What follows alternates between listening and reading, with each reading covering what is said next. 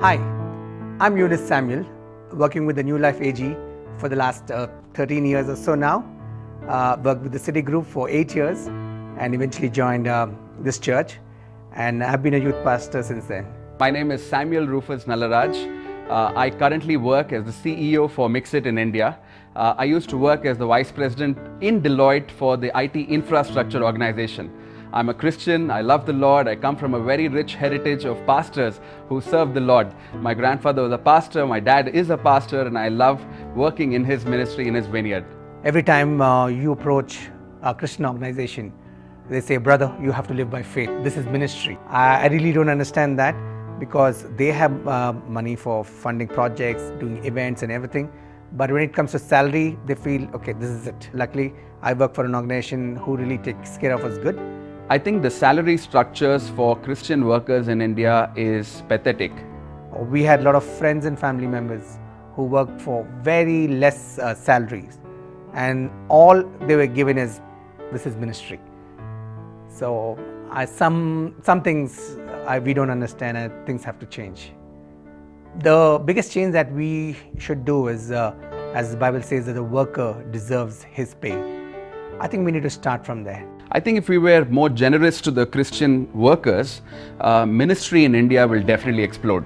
There is absolutely no doubt on that. I'm a pastor's kid, so we live more on faith and oxygen more than money. For us, like, oh my God, this is ministry, I don't want to join it. For us, I've never had a toy ever in my life. Never. Number two, I've never had a vacation in my entire life. Why are we supposed to live like this? If our God is big, if we are working for God, why should we live on such low salaries and things like that? Oftentimes, I would pray in the nights, saying that, God, I know I'm going to get into ministry someday, but I really want things to be different.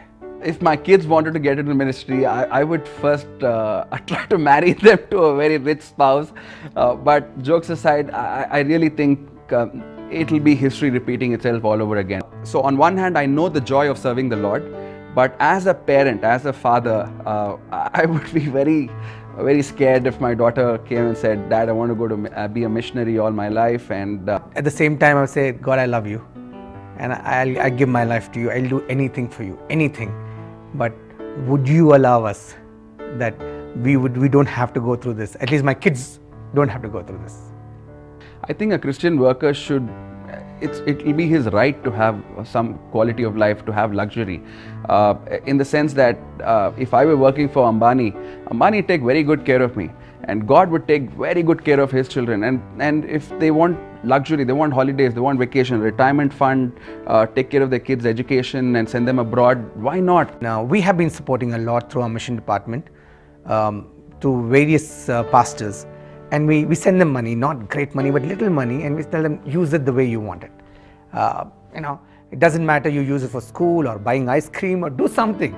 That's your money, and we don't even ask accounts for that. The person who comes to our house and cleans up the road in front of our house, she happened to say that, Amma, what can I do with 12,000 rupees? How can I support? And I was like, so 2,000 rupees for a Christian missionary is shame. It's shame on me, on Christians as a whole. Truly, the nail on the head is the future generation of missionaries. The same missionary kids don't want to become missionaries. Why? Because they see their fathers struggle, their mothers struggle. So I think that's the biggest change we can get, because people give mostly for the ministry and nothing for their personal use. Yes, by paying missionaries less, we are killing a whole crop of future generation of church leaders and evangelists, which is really the sad part. The heart of the gospel is John 3:16, that God so loved the world that he gave. And if we love the word, if we love God, if we love people, we need to give. There is no option. We must give.